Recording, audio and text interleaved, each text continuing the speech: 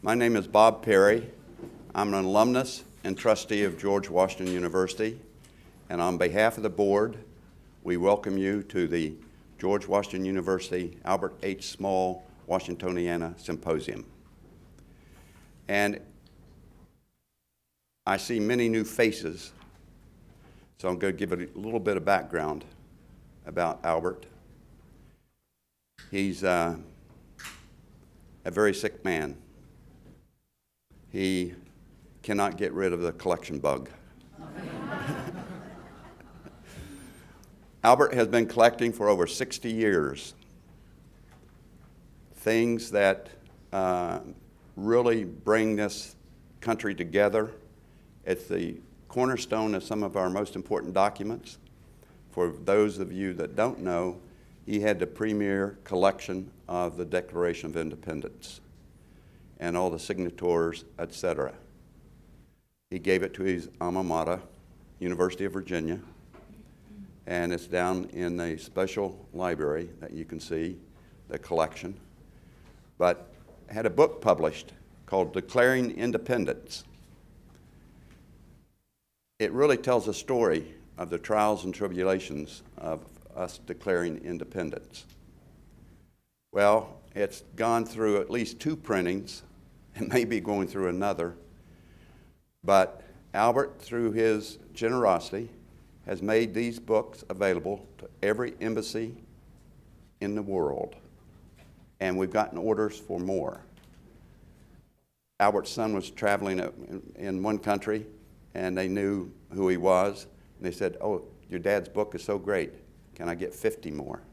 So Albert touches many lives beyond just the local community of Washington, D.C.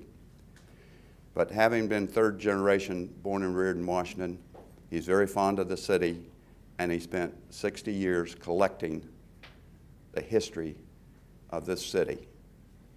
His documents include a letter from George Washington to the Congress saying, "Members of Congress, I present to you the plans for the federal city." A letter from Thomas Jefferson. Don't look at me, Albert. I can't quote it precisely. A letter from Thomas Jefferson to L'Enfant saying, "The President has authorized me to authorize you to begin the construction of the federal city." This symposium will focus on the Civil War. And before I ask Albert, impinge on Albert to come up and share with us why he really concentrated on the Civil War for his Washingtoniana collection, I'd like for us all to say happy birthday to Albert. Today is his birthday.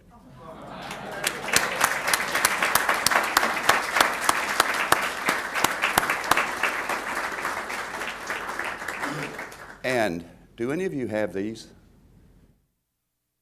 Would you turn them off, please?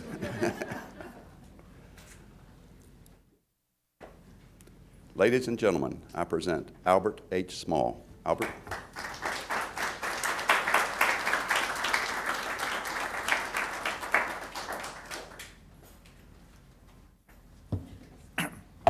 Well, Bob probably told you more about what I'm going to talk about than I can, but I'll just say a few words. I've been collecting for 50 or 60 years, and once you get the bug to collect, you have no idea how it gets to you. If you look at both my arms, they're all bitten with where I've been bitten by collecting. Every day I come home from work, I find in the mail, I'll find a catalog from a dealer, even now. And then they have things called book fairs. I'm not sure how many people here have been to a book fair. Antiquarian book fairs. But they have them in New York, they have them in Boston, they have them in Washington, and other parts of the country, and in Europe. And I end up, even now, still going to them. And each book fair maybe has 75 to 100 dealers. The one in New York has about 200. And they have so many fascinating things, not just about what we're talking about today, Civil War, but all kinds of material about history. And I can't help but go, even now. I go to them. I was in New York this past year at the Antiquarian Book Fair, and I saw a lot of the dealers I've been buying from for years, and said, Albert, what are you still collecting Washingtoniana? And I said, yes. So most dealers all over the country know that I collect Washington material. And the result is that I get things in the solicitations in the mail, and it just accumulates all over. So I felt that rather than have it in my domain, I'd share it with the public at large, and GW in particular.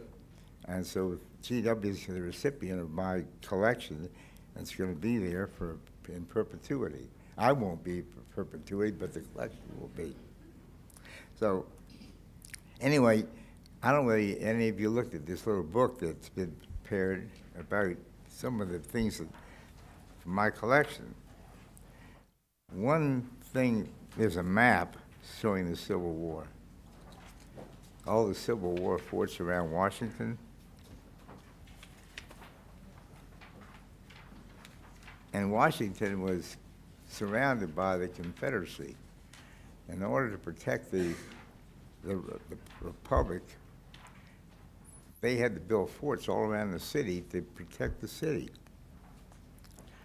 And I want to ask everybody in the room a question. How many people in this room have been to a Civil War fort around Washington? Well, that's very good.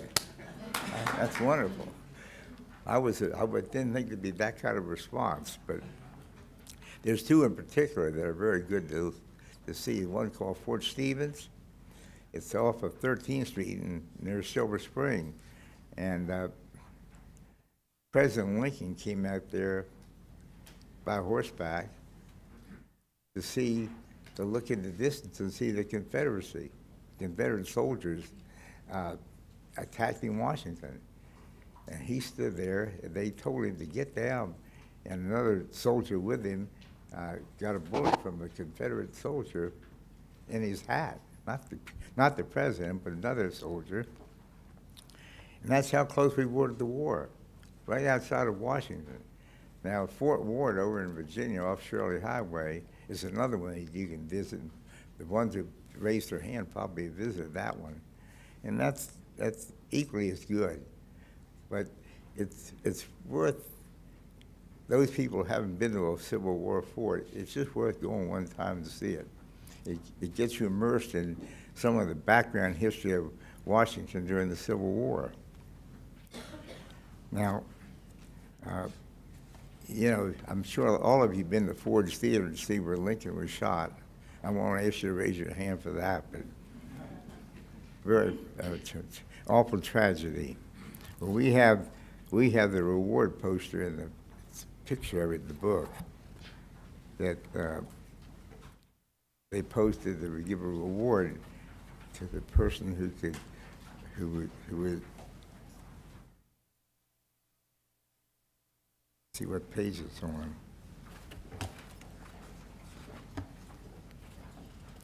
Anyway, it was a tremendous tragedy of Lincoln being shot then, and it really set the country back. And of course, we've had some other tragedies like that with John Kennedy and so forth. But so I've accumulated this collection, and a lot of it's about the Civil War, not all of it. But the Civil War took place a lot around Washington. And you have to remember that this was not the same country we have today as 150 years ago. It was a small country, relatively speaking. Transportation was different. We didn't have airplanes. Trains were limited. Cars didn't exist. And yet, the Confederacy mounted a major attack upon the North, and they wanted to capture Washington if they could. Well, if they had, we would have a different country today. There was a major thing, and they had, all over the outskirts of the city, they had what they call rest homes, where the soldiers who were wounded. And obviously, every day we had more soldiers wounded. Instead of having hospitals, they had what they call soldiers' rest. And there must have been about 24 of them all around the city at that time for the wounded soldiers. And we have pictures of most of them in our collection. And they didn't have enough doctors to take care of them, so the wounded soldiers were just put there, and hopefully somebody would maybe bandage them up, but it was really pretty complicated. They were brought in from Manassas and Antietam and so forth, and where the battles took place. And it really was a major thing in Washington. They're all gone now. They were just temporary tents and things like that, but at that point, all over the city there were soldiers' rest where the wounded soldiers were. And we have a collection, not here in the book, but in the major collection, which we'll see when we get the museum finished, of all my views of that. Now, I'm just looking through the book. I haven't seen this book till today. So it's just reacquainting myself with all these wonderful things that I've collected over the years. Eats my heart out to see that they're going to be gone. But I just thought I would tell you that I haven't stopped collecting. I was in Savannah, Georgia this past week, and we got 2 Civil War soldiers' hats here. These are going to go to the collection. I got them this week, just this week they added to the collection. So it doesn't stop. Literally everywhere I go, I come across something else, so that's it. I think that's about all I can say for right now, and I hope you all enjoy this symposium. Thank you.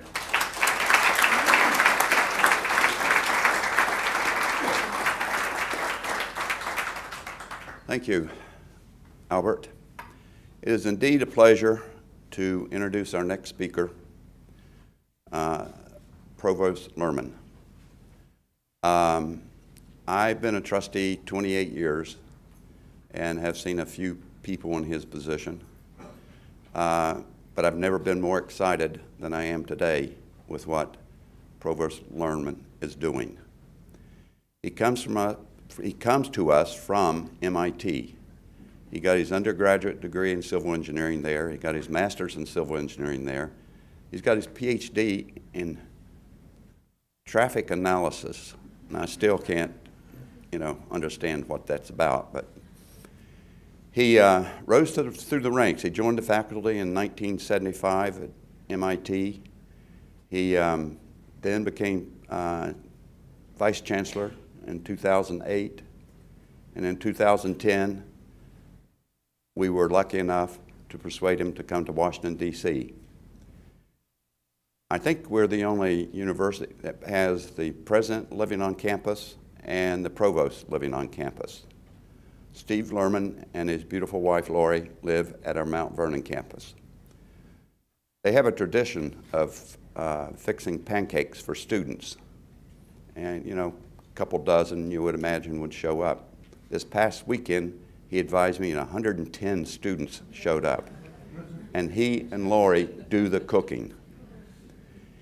The university is very lucky to have Steve Luhrmann, and I'm proud as a trustee to introduce you to Provost Luhrmann.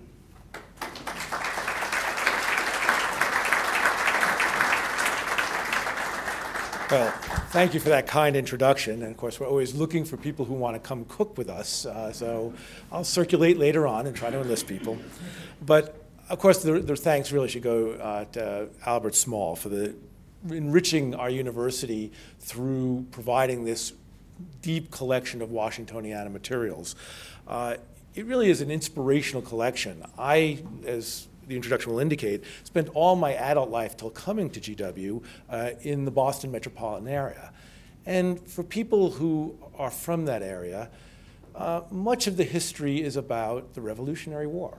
And we pay scant attention. I mean, obviously, the Civil War had tremendous effects. Many people from Massachusetts did fight in the war, but the war from that perspective, the Civil War was a distant war.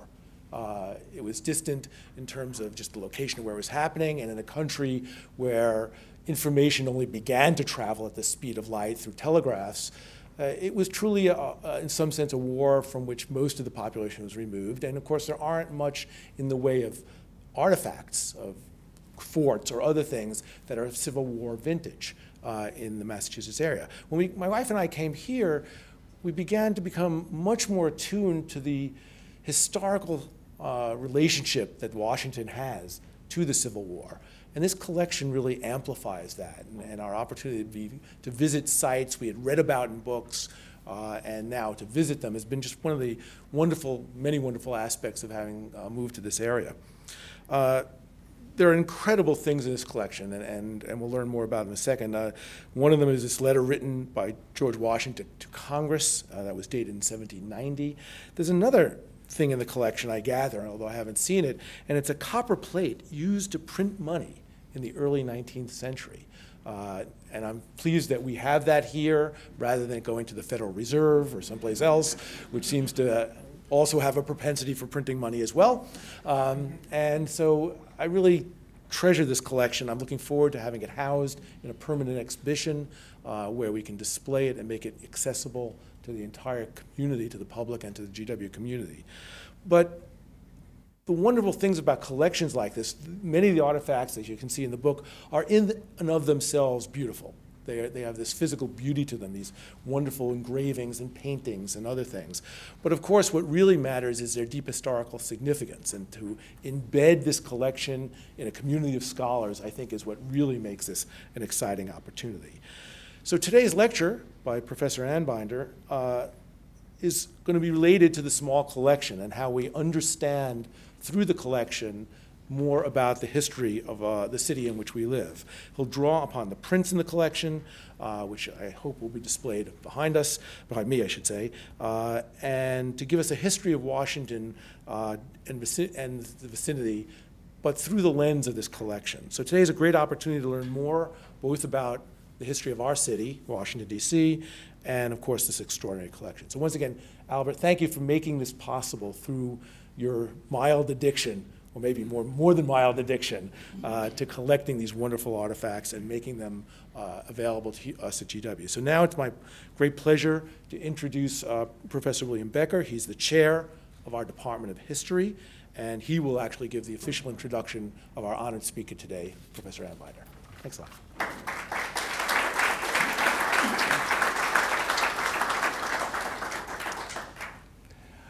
Thank you. I wanted to make mention of the fact that Mr. Small showed me these hats earlier. And I teach the history of business and also graduate courses on the history of the international economy. And I want to mention that both of these hats were made in China.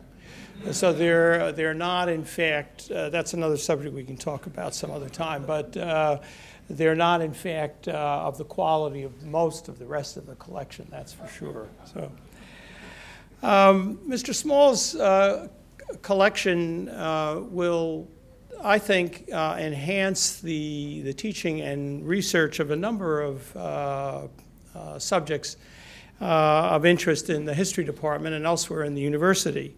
The American Revolution, the War of 1812, obviously the Civil War. It says a lot also about looking at the posters and all about politics in the mid-19th century.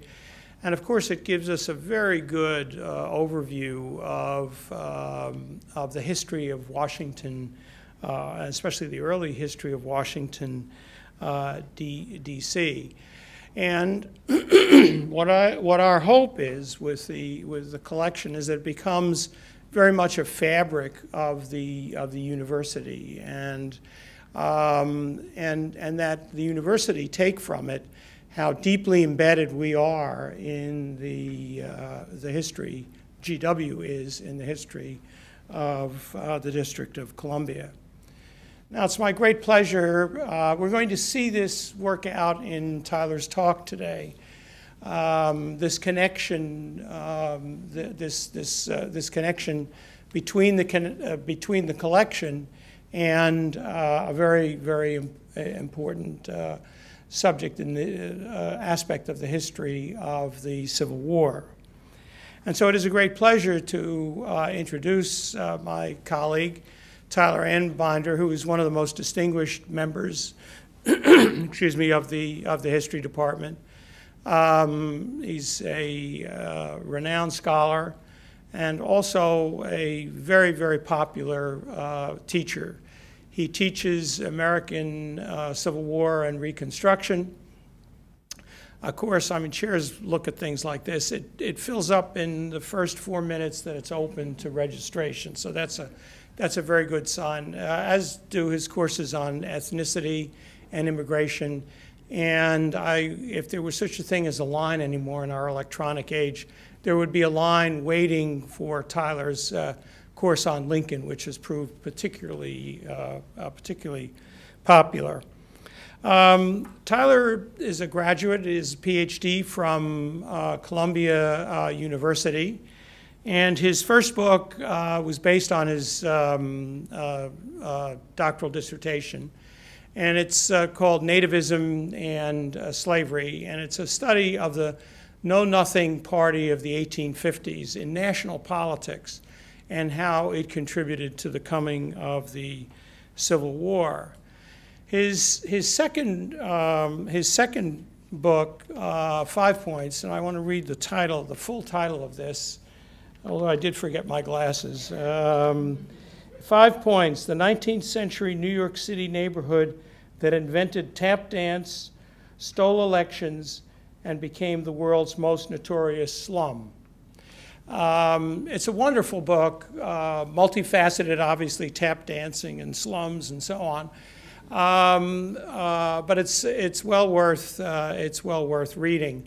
Martin Scorsese, the film director and producer, consulted Tyler on the making of the Gangs of New York because it was set very much in the 5 Points area, which is now what, East Chinatown?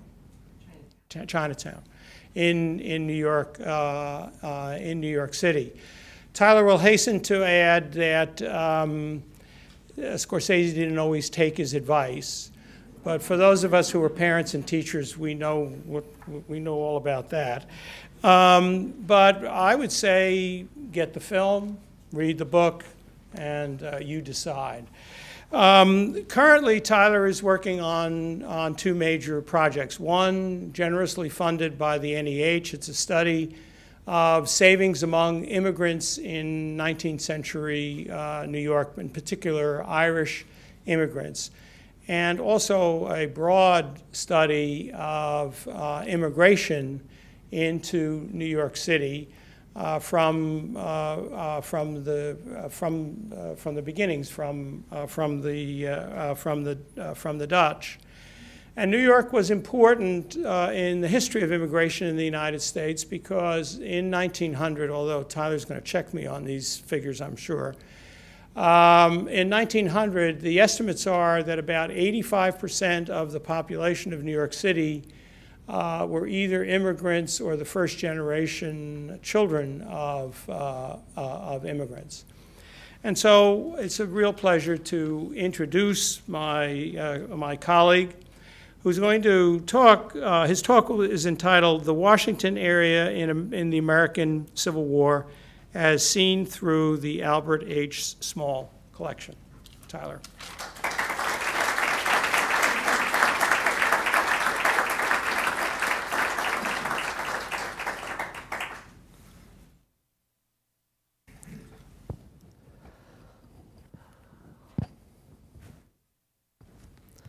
All right, can everybody hear me okay? Great. When I was asked to give this lecture on some aspect of the Civil War, I imagined that I would have to start from scratch. This is not on a part of Washington in the Civil War. I thought I would have to start from scratch. It's not a subject I've ever had to lecture about before today. But once I got to go to Bethesda and see the magnificent Albert Small collection of prints and how it covered so many aspects of Washington's role in the Civil War, I realized that the collection would really write my lecture for me. So what I will do today is take you on a tour of Washington and vicinity in the Civil War years, looking at how the war changed the city and the underappreciated role of the capital region in the war. I want to begin by introducing you to the city of Washington in the decade leading up to the war. This is a fabulous bird's eye view of Washington from Capitol Hill, as you can see. As you can see, the city has changed in a lot of ways. Constitution Avenue back then was a canal full of water. The commercial hub of the city in those days was Pennsylvania Avenue, running here from the Capitol to the White House. But this view here is very much an idealized view. The Capitol that's depicted here was still undergoing renovation and not complete. They were about to start. What you see here is the design for the wings of the Capitol that would be built, though not in this exact manner. The dome was the old dome. They would start by this point to replace that dome with a new iron one. You can see in the distance here the Washington Monument as it was supposed to look, but in 1852 the Washington Monument was just really a stub at that point, only about 40 feet high, and it would be decades before it would get to the point that you see in this picture. And Pennsylvania Avenue, despite the noble way it's depicted here, was really a muddy, dirty, somewhat sleazy strip of saloons, boarding houses, and gambling dens in this period.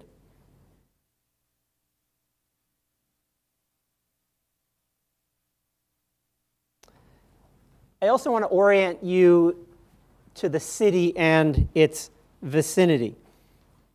In chess, the #1 priority is defense of your king.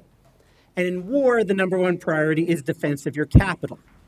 This was a major concern for the Lincoln administration, given that the northern border of the Confederate States of America was just a few hundred yards from the president's home. The rebels would be able to lob shells across the river at the White House and Capitol should the Confederates be allowed to control Northern Virginia. So one of the first things Lincoln had the Army do when Virginia seceded was to send the Army to occupy and secure what is now Arlington and Alexandria. And this involved, in particular, securing the high ground in Northern Virginia to make sure that that did not come under Confederate military control. And so to that end, the Union Army began an extensive defensive building campaign in the summer of 1861, the results of which you can see here on this map, which is known as the Arnold Map because it was designed by a civil engineer named Arnold. And each of these dots, which are kind of hard for you guys to make out but are very clear in the original, each of these little dots here is a fortification. You got more over here. That was built, pretty much all of these built after the war began. The line of forts in what's now Arlington, for example, became known as the Arlington Line. As I said, although we call these forts and they're labeled on the map as forts, they weren't forts in the modern sense of the word. Most of them were more earthworks with an artillery installation rather than something with high stone walls that you would imagine as a fort today. When Secretary of War Edwin Stanton learned about the sale of this map in Washington in 1862, he had the Army seize all copies so they could not fall into Confederate hands.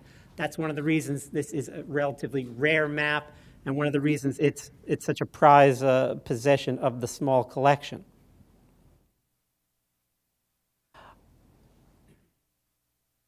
There are a lot of aspects of this map that I love. Maybe it's a little easier to see here without the light from the window. One of the things I like is that you can see already the laying out of the ward system of Washington. Each of the wards is a different color. All the wards are represented that exist today except for Ward 8 over here, which wasn't considered part of the city at that point. Another thing that we'll be talking about quite a bit today is this rail line, the main rail line that comes into the city and lets people out right here. Here's where Union Station is today. That still existed at that point, and we'll be talking about that. The other thing to notice is how different physically the city is, especially at its western end. The mall, which today stretches all the way to here, stopped here at the White House. So everything today that's in the western half of the mall, the Vietnam Memorial, the Lincoln Memorial, all that is built on landfill that's constructed well after the Civil War.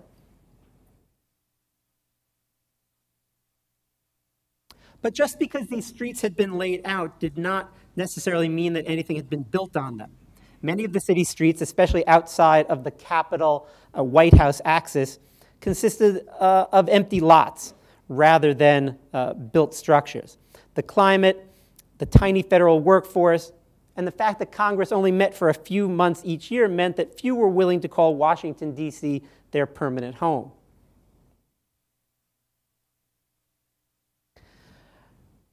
I showed you the Arnold map to help you understand the situation in the entire District of Columbia and vicinity at the beginning of the war.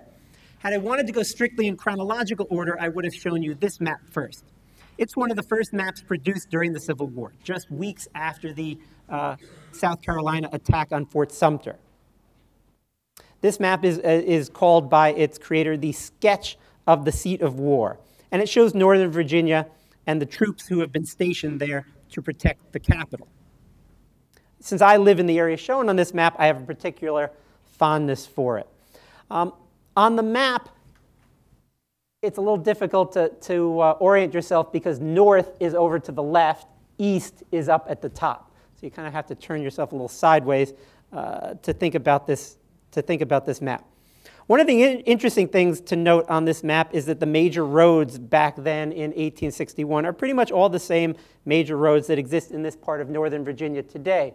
So you have the Little River Turnpike, you have Leesburg Pike, Route 7 here, you have Glebe Road running up to Chain Bridge, and you even have Wilson Boulevard running all the way to the Key Bridge, or what is now the Key Bridge. Here is the part of Arlington that I live in, so you can even see on the map that the 5th and 25th New York regiments were stationed on the dairy farm where my house is now built. This map seems to have been made with one of two intentions, and it's hard to figure out which was the true one. Either it was meant to reassure supporters of the Union that its defenses were being well taken care of. It shows the various regiments stationed in Arlington, New Jersey's 4th Regiment, as well as New York's 5th, 7th, 8th, 12th, 25th, and 28th Infantry Regiments. Their exact positions are marked.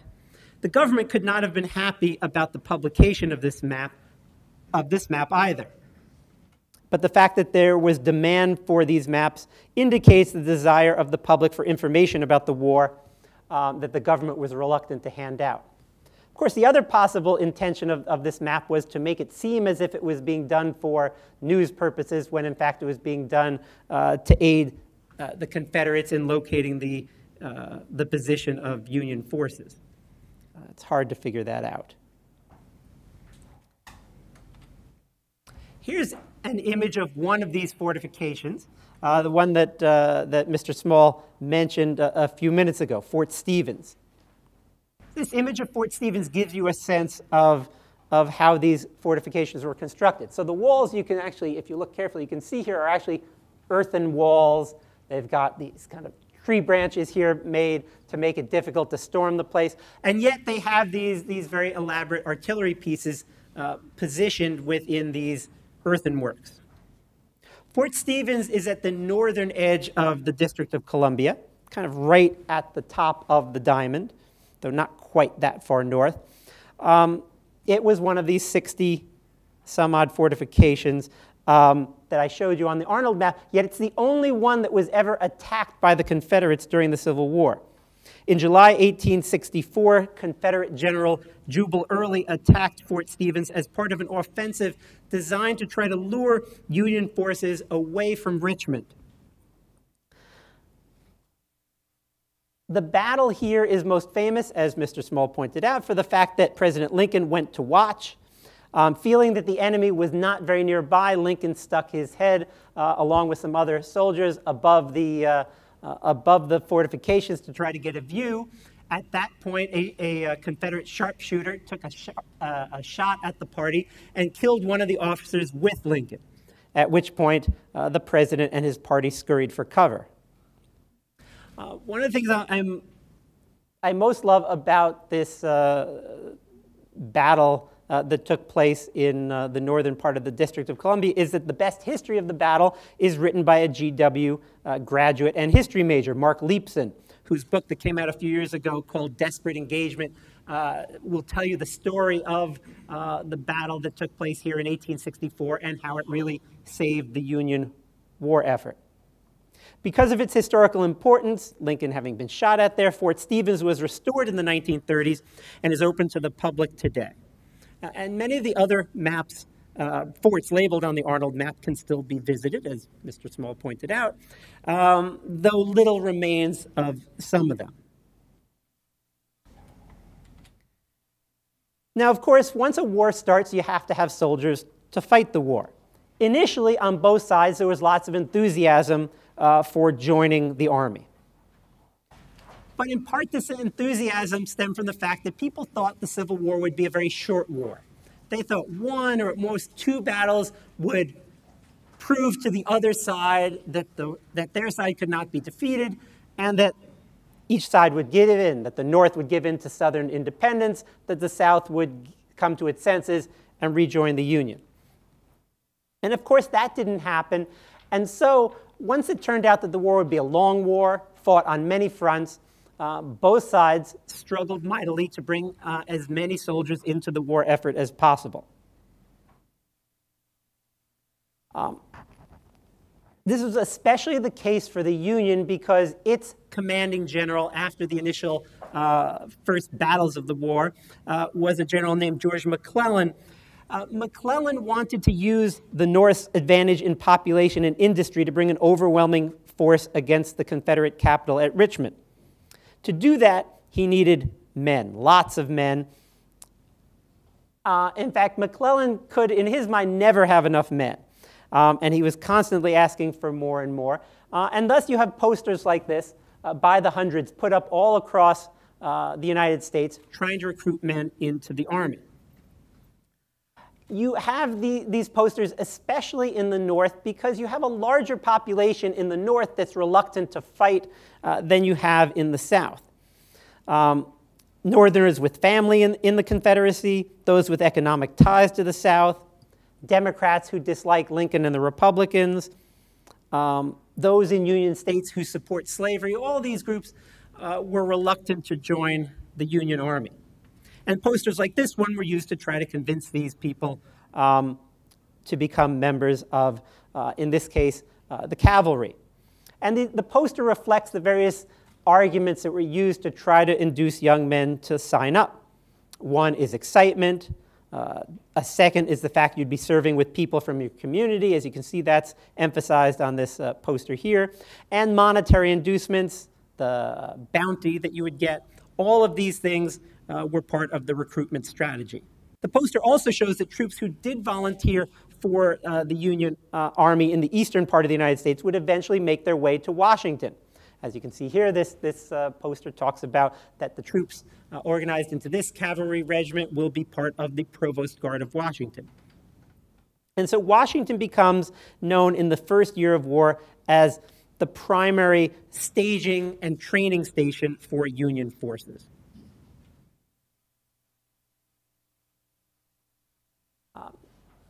This is one of my favorite images from the Small collection, and it wasn't originally on the list of images we were going to show today, but when I saw this, I said we had to have this in the talk. Because I think what this reflects, and this map of the United States, known as the Union Military Chart, this map itself was published and is in a lot of collections. I've seen this map lots of times. I'd never seen this map with these little images of soldiers around the side. And those aren't just for decorative purposes. As you can see with the label here, these are illustrations from a book called Hardee's Tactics. And anybody who signed up for the Union Army would have known what Hardee's Tactics was. This was the prime infantry training manual from this period. William J. Hardee was a native of Georgia who graduated from West Point in 1838 and served with distinction in the Mexican-American War. In 1855, he published a book on rifle and infantry tactics that was the most up-to-date on the subject when the Civil War broke out. The publisher of this map clearly wanted to take advantage of the fact that a lot of recruits did not want to read all 2 volumes and 450 pages of Hardee's Tactics. And so what this map seems to be doing is what this publisher of this map seemed to be trying to do was create kind of a Cliff Notes version of Hardee Tactics. You buy this nice map, you get this thing that shows you, for instance, this is how, and it says right here, this is how you stand if you're being attacked by infantry. This is how you stand with your bayonet if you're being attacked by cavalry, and so forth. Each image has its little illustration of what its purpose is, and the idea was to give you a leg up when you got to Washington for basic training. Now, when the Civil War began, Hardee actually joined the Confederacy and rose to the rank there of lieutenant general. Since Hardee was now the enemy, the Union Army reprinted his manual with the new title, U.S. Infantry Tactics.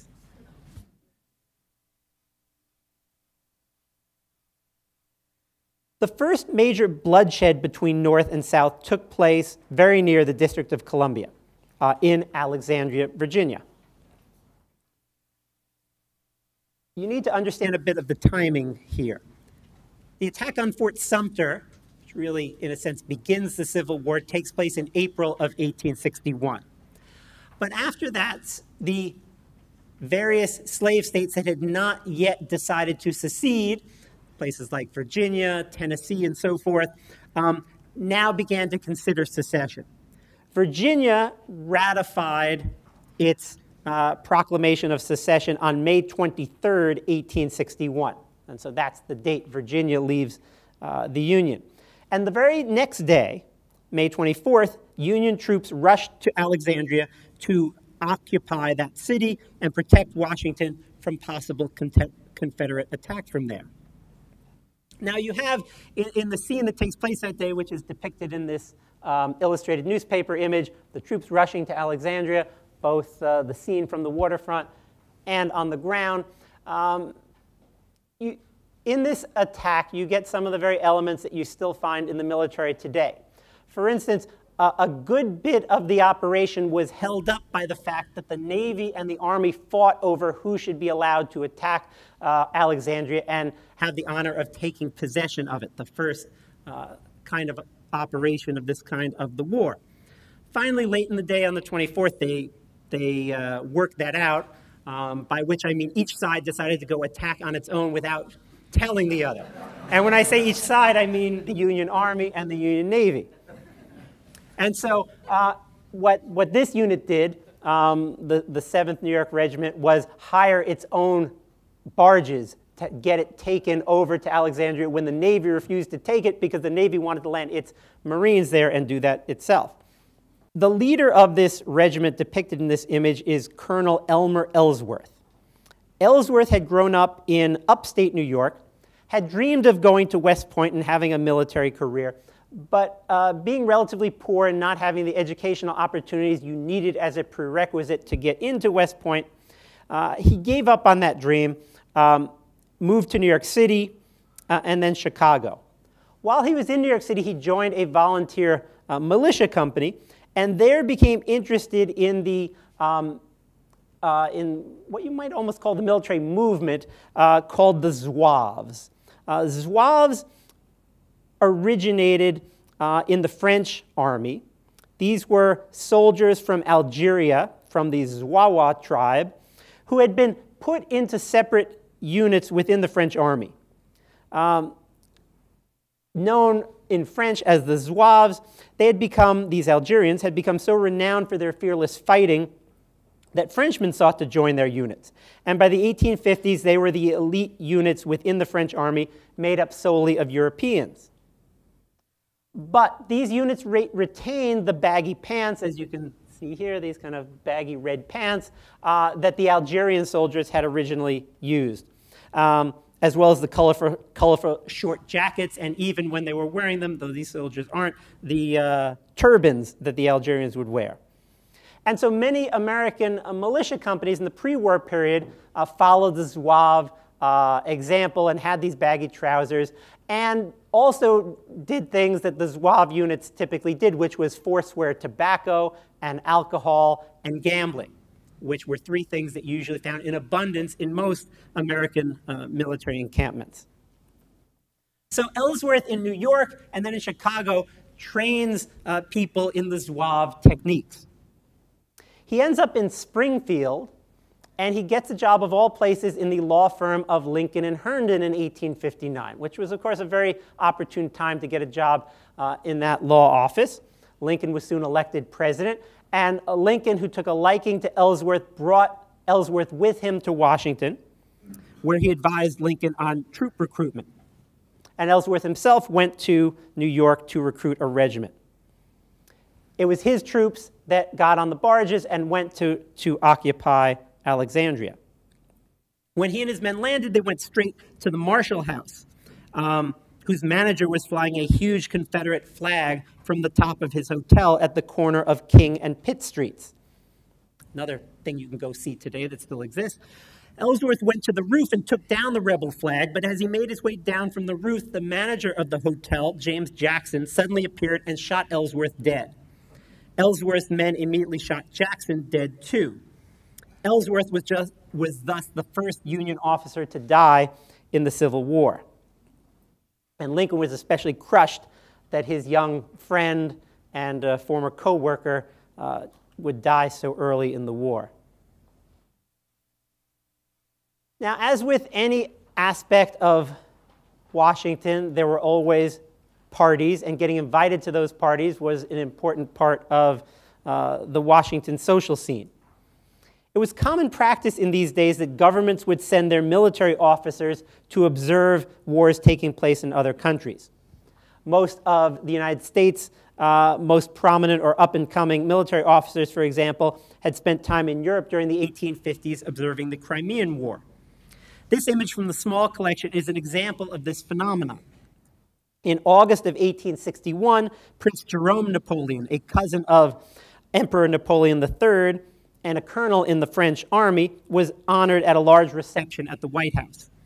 Lincoln was particularly courteous to these European military visitors because he hoped that no European country would recognize the Confederacy. These parties, as I said, were hot tickets among Washington socialites who, as is the case today, like to judge their place in Washington social circles by whether or not they got invitations to these formal soirees.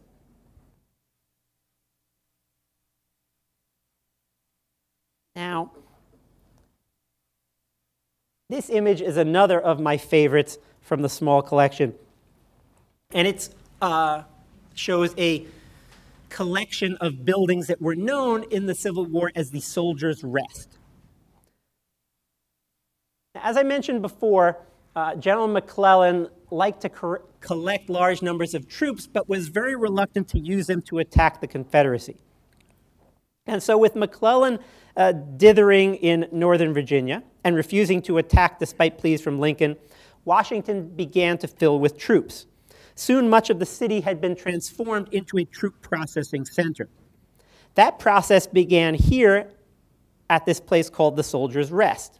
This opened in 1862 near the Baltimore and Ohio railway station that I pointed out to you on the map earlier. Here, arriving recruits got hot meals and a bed for a night or two before they were sent either to permanent quarters in Washington or to the front. When the commissary department would receive word by telegraph that troop trains were approaching, the staff would quickly jump to action, slaughtering cattle, starting cooking, laying of tables, so that the soldiers, when they arrived, would have hot meals waiting for them.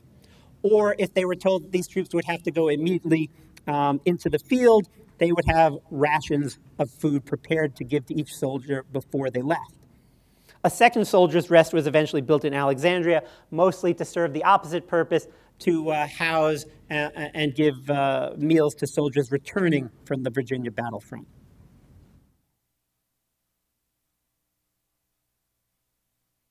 Water here.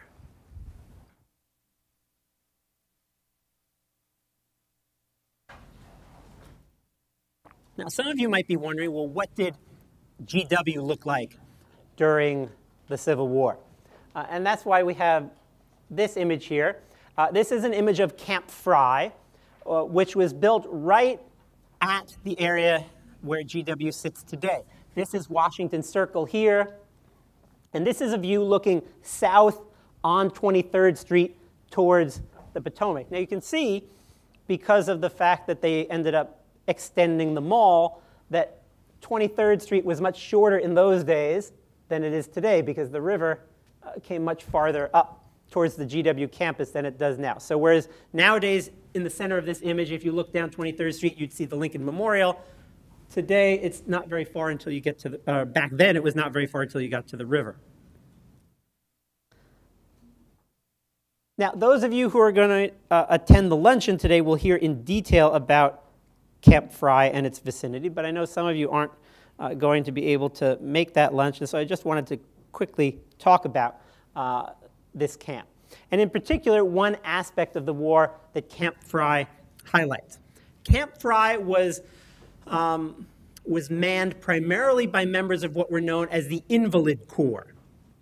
As the war dragged on and it became more and more difficult to spare troops to guard the capital, this job was given to soldiers who were recovering or had recovered from sickness or injuries.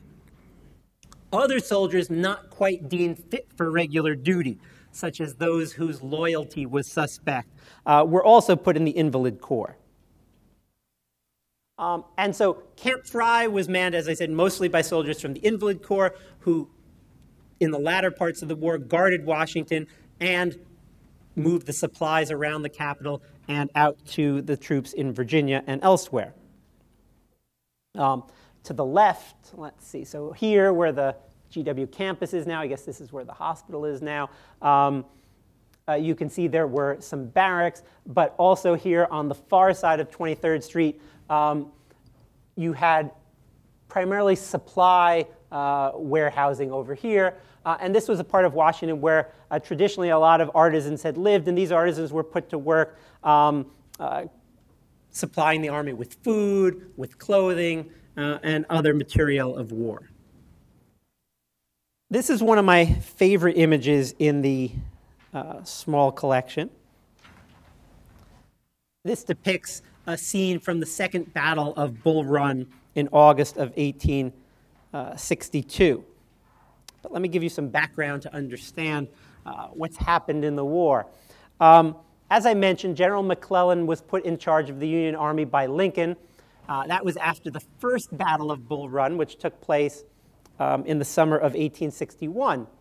McClellan, as I mentioned before, then spent almost the next year preparing to make a second attack on the Confederacy, much to Lincoln's consternation. And McClellan was one of the reasons that healthy troops were not left in Washington for long, because he was always insisting that he needed more of them before he could attack the Confederacy. After McClellan's attack on the Confederacy in June and July of 1862 failed, he initially remained southeast of the Confederate capital on the peninsula between the James and York rivers, where historic Jamestown and Williamsburg and Yorktown are located. General Robert E. Lee then decided to move north. In some ways, you might imagine that the North's reluctance, McClellan's reluctance to attack the South, would be something the South would welcome. But in fact, it actually worked against the Confederate goals, because the Confederacy strategy for the war was to starve the world markets of cotton and force England, France, and even the Union to recognize the Confederacy rather than go without Southern cotton. But meanwhile, the South was losing all the income it usually got from that important crop. And so Lee's strategy depended on a quick Confederate victory. So the fact that the Union refused to attack the North, refused to attack the Confederacy, kind of worked against Lee's goals, because now Southerners were going without the income from cotton, were not getting the foreign recognition they sought. So Lee, against the judgment of some of his fellow officers, decides to move into Union territory and attack the North in 1862, hoping that if they can't fight enough battles on Southern territory to convince the world that the Confederacy could not be subdued militarily, then they could move into the North and convince the world of this by attacking the federal forces. And so it was while moving north from the Richmond vicinity towards Maryland that this battle is fought here in northern Virginia, about 25 miles west of Washington, near today's city of Manassas. Like the first Battle of Bull Run, the second battle there was a disaster for the Union side. This watercolor by a Union soldier, a Canadian immigrant named Robert Sneeden, depicts the Union supply train being burned by Confederate forces. Just the survival of these Sneeden images is a remarkable story. Sneeden, as I said, was an immigrant, had moved to New York City, signed up for the Union Army. He was a draftsman by trade, and so wherever he went, he would make little pencil drawings of the scene. But in 1863, he's captured and is first imprisoned in Richmond and then moved in 1864 to the infamous Andersonville prison camp. Somehow, despite being imprisoned, he manages to hold on to his little cache of what by the end of the war was 500 drawings that covered the war from beginning to end, as well as a diary that was quite detailed. He imagined to somehow hide these things during the whole war. Then after the war was over, even though he was very much physically scarred by his time in Andersonville, he turns many of his drawings into watercolors, and that's what you're seeing here. So the watercolor part of this was actually done after the war, and the original pencil drawings were done during the war itself. And these drawings were unknown until relatively recently when they were rediscovered. Most of them are in Virginia, but some of them are in private hands, like this great one that Mr. Small has of the Second Battle of Bull Run.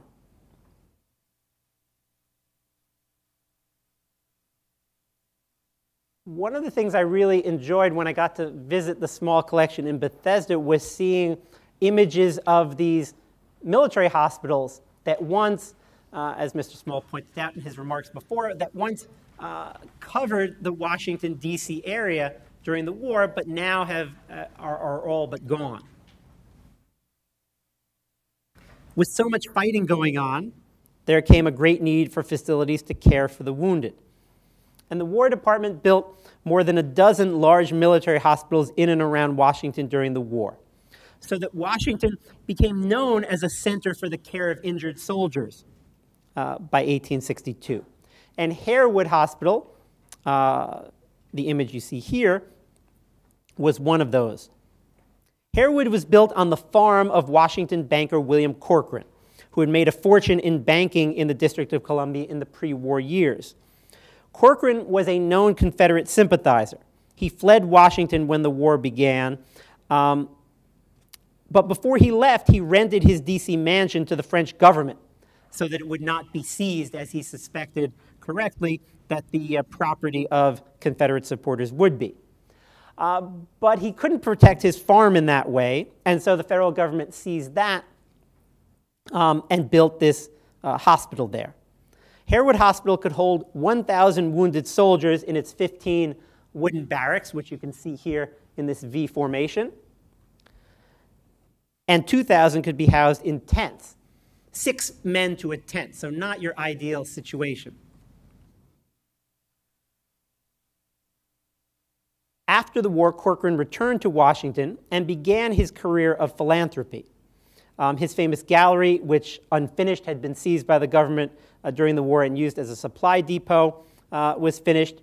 He also donated large sums to GW, then Columbian University, on which he served on GW's Board of Trustees as its president after the war. Given the state of medicine in those days, many died in these hospitals. In fact, more died of disease in Civil War hospitals than died from wounds in battle. With so many soldiers dying, memorializing their sacrifices was of the utmost importance to the living. The best known instance of the recognition of the valor of the fallen was the dedication of the military cemetery in Gettysburg, Pennsylvania in November 1863, 4 months after the three-day battle there that turned the tide of the war in favor of the Union. This is one of the few existing images of that dedication ceremony. Nobody at the time realized that Lincoln's words would be so immortal, and so people didn't record the scene as they did at things like inaugurations at the time.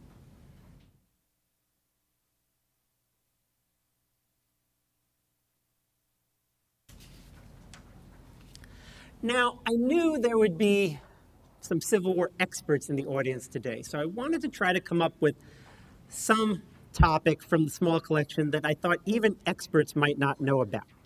And so that's this image here of this place called Camp Parole. So when I saw this in the small collection, I said we have to have this in the lecture, even though it's not the kind of thing that typically comes to mind as one of the highlights of the collection, perhaps.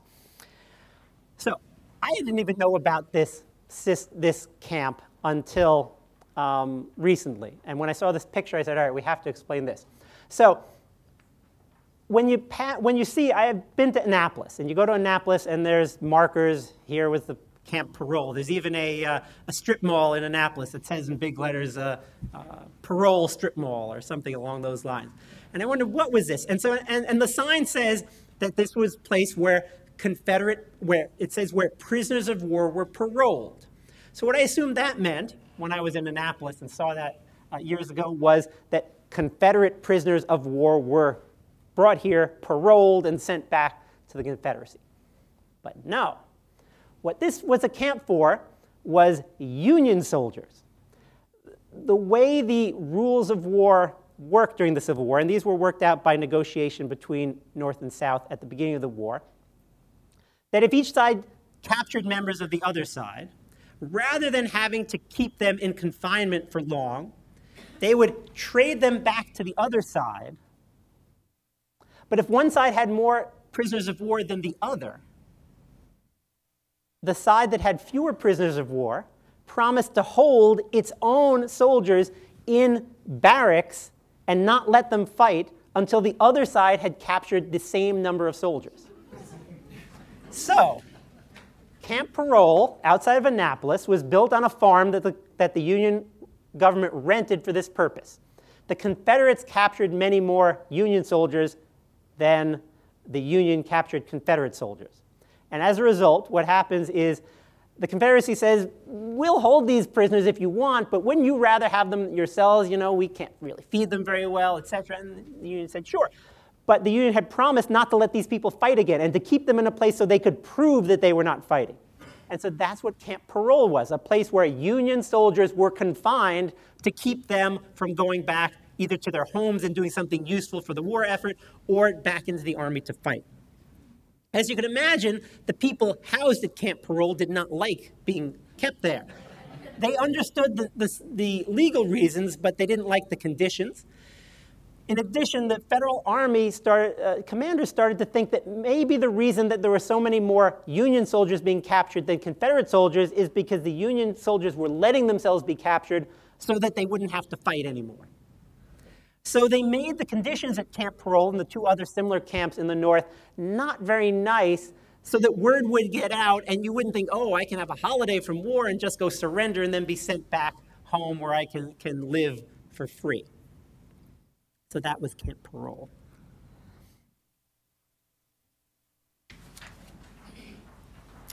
But of course, after the Emancipation Proclamation was announced and black troops started serving in the Union Army, the Confederacy said that it would not treat black Union troops who were captured the same as whites. White Union troops would be treated like prisoners of war, but black soldiers who were caught, the Confederacy said, could be made slaves. The Union, of course, wouldn't accept this, and as a result, the trade of prisoners stopped, at which point a huge prison system begins for Confederate soldiers captured by the North. And this is probably the most infamous of these prisoners of war camps, which is at Point Lookout, Maryland. This is at the very end of the Potomac River, where the Potomac meets the Chesapeake, on the northern shore of the Chesapeake, about 75 miles southeast of Washington, on this little spit of land, as you can see here. And the original purpose of this was they had this military hospital here, but then they also put this prisoner of war camp here, which you can see, with the soldiers in tents. The prisoner of war part was called Camp Hoffman. It was designed to hold 10,000 prisoners, but by the end of the war held twice that number. And it's estimated that about 4,000 of the 50,000 Confederate prisoners who were held there at one time between 1863 and 1865 died there. Now, on the one hand, it is true that the tents that the Confederate prisoners of war were in were tents that the Union Army had rejected as not of high enough quality for Union soldiers. On the other hand, at least the Confederate prisoners of war had tents. Robert Sneeden, whose watercolor you saw before, had to build his own makeshift shanty, as he called it, from scraps that he found in the Andersonville prison. Today, this site is a state park with no trace of the once enormous military reservation, though, of course, there is the inevitable marker. So, of course, the war eventually comes to an end. Richmond falls on April 2nd, 1865. Lee surrenders 1 week later. But John Wilkes Booth was determined that the war not end on a happy note for the North. Originally, Booth had wanted to kidnap the president and use him as a bargaining chip to win the demands of the South. But once the war came to an end, Booth turned his thoughts towards assassination. Booth despaired of how to carry out his plot until going to Ford's Theater one day. Booth was an actor, and as actors did in those days, had their mail sent to a theater at which they worked. Booth went to pick up his mail on the morning of April 14th at Ford's Theater and heard that the president would be attending a play there that night. Since Booth was well known at the theater, he knew he'd have easy access to the theater and all of its parts. And so he hatches his plot, gathers his henchmen. They attack the Secretary of State, who's slashed in his bed where he's already recovering from a carriage accident. Seward almost dies.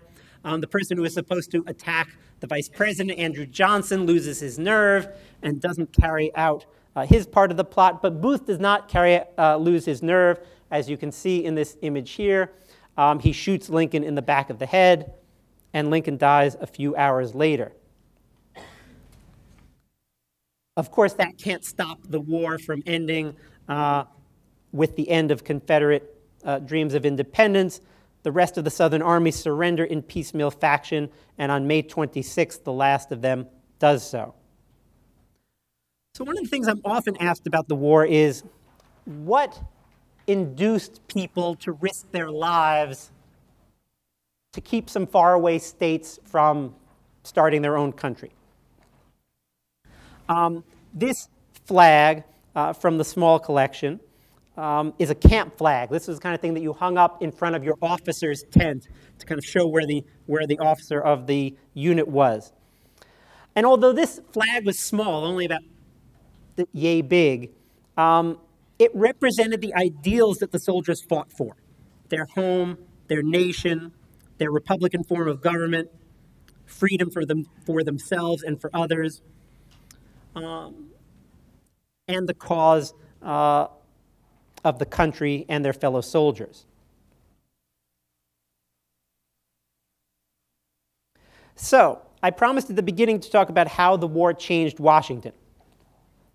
Physically, not very much. The camps were taken down, the hospitals were decommissioned, the forts were abandoned and soon covered with weeds. But the war changed Washington in very fundamental ways. Its slaves were emancipated. In a few years, they would be given the right to vote and serve in government. Washington would never again be as much of a southern city as it had been before the war. And so, this tour of wartime Washington also highlights the underappreciated role of the capital region in the war.